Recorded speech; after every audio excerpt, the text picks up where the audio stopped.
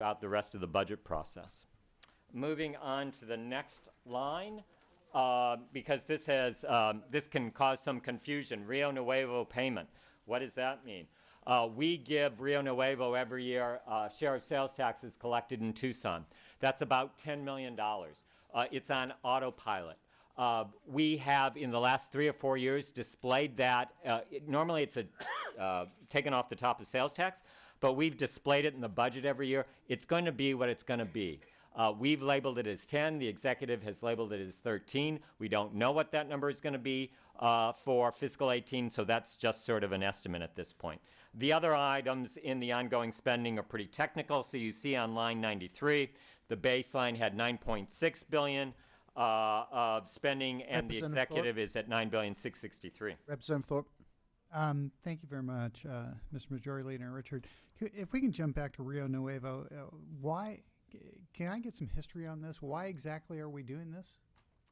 Mr. Chairman, we are funding the development of the Tucson downtown area and their civic center. And you're right, it does have a long history to it, so we will get you that.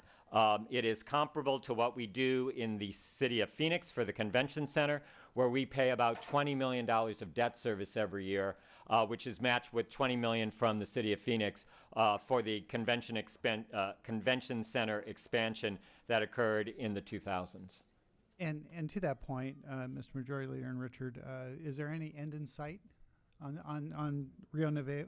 Mr. Chairman, I believe there is not a time limit on the use of TPT, but I will confirm that.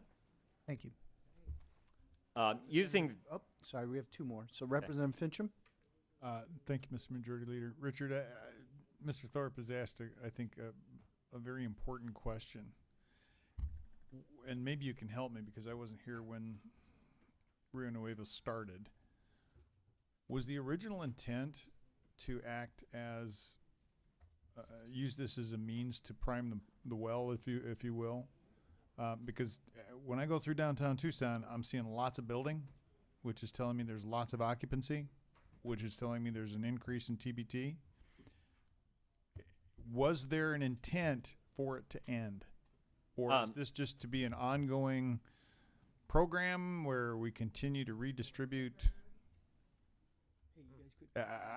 I'm looking for some context if you can help me. Mr. Chairman, unlike my GIS answer, I really would be making something up if I answered that question now.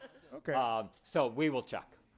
And to that point, this has been a thorn in the side of a lot of us for a long time. These two projects. Right. So getting out of them, getting fixed has been almost impossible to figure out. Well, so my point is that we need to exit from the business of propping things like this up. Oh yeah, I agree. But anyway, Representative Thorpe, any?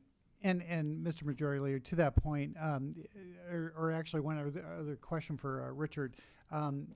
Is there any accounting that occurs that puts some sunlight on this to make sure that dollars are actually being used for their intended purposes? And, I would hate to think that when we're talking about having trouble providing, for example, raises to teachers, that maybe some of these dollars that are going down to Rio Nuevo are not being used the way that we think they're being used. Mr. Chairman, Mr. Thorpe, there has been concern about that in the past, and so some greater efforts were made to try to shed light on that topic. I'll let you draw a conclusion, and we'll get you that information and let you draw the conclusion on how sufficient that is. On the Phoenix project, there was supposed to be a study in the original language, but after 1070, they canceled it, saying that our activities interfered with their revenue generation, and so that never took place for the convention center here. So there's so anyway, Mr. Bowers, I think we have next. And we don't have any teeth in anything we do. yeah, I think so too. Representative Leach. Thank you, Mr. Majority Leader. Mr. Thorpe, if you'd stop by my office, I have the Alaska County, and while I don't disagree with a lot of your comments or that of my seatmate, you can look at the last accounting statement, and that is at least better than it was, I believe, in 2011, 2012, when there was major action taken by those in charge, because they report to, if I correct me wrong, if I'm wrong, Mr. Majority Leader, the Speaker of the House and the Senate President. So. And the governor. All right, we're going to move on because this is Mr. Lawrence, and then Mr. Chairman, Mr. Stefanik, it seems to me that with all of the events taking place at the Phoenix Convention Center, a lot more year after year, that we wouldn't have to provide $20 million to the convention center, that they could handle that themselves.